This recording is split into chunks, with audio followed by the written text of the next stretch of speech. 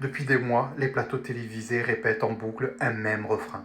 L'antisémitisme est en hausse. Une affirmation reprise comme un slogan, sans recul ni analyse, par des présentateurs qui souvent méconnaissent la profondeur historique et linguistique du mot qu'ils emploient. Or, le terme sémite désigne historiquement un ensemble de peuples du Proche-Orient, comprenant notamment les Arabes et les Juifs.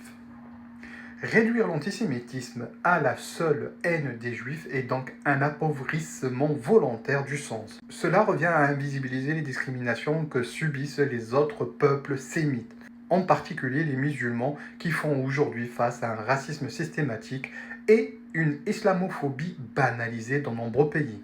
Le problème n'est pas seulement linguistique. Derrière cette réduction, il y a une instrumentalisation.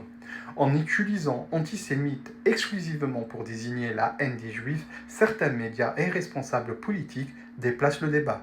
Ils assimilent toute critique d'Israël ou du sionisme à une attaque contre les juifs dans leurs ensembles.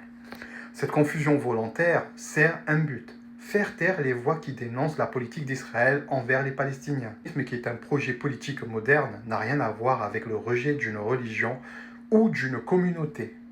Le rappeler est essentiel, car c'est précisément l'amalgame qui nourrit les divisions et la justice au Moyen-Orient. Il est important de rappeler que le sionisme n'est pas une identité religieuse, mais un projet politique né en Europe au XIXe siècle. Ses promoteurs venaient d'Ukraine, d'Allemagne, de France, d'Angleterre et d'ailleurs.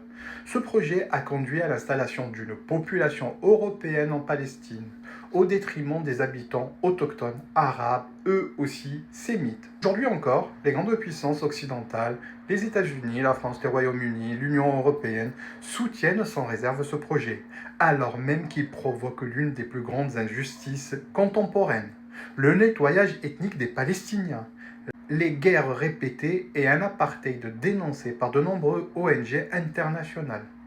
La lutte contre toutes les formes de racisme est une nécessité absolue. Mais si nous voulons réellement défendre la dignité humaine, nous devons refuser les amalgames. Être antisioniste n'est pas être antisémite. Au contraire, c'est refuser un projet colonial qui piétine les droits des peuples, qu'ils soient juifs, arabes ou chrétiens. Les médias ont une responsabilité immense: soit continuer à nourrir la haine et la confusion, soit rendre aux mots leur sens véritable et ouvrir la voie à une compréhension plus juste des enjeux.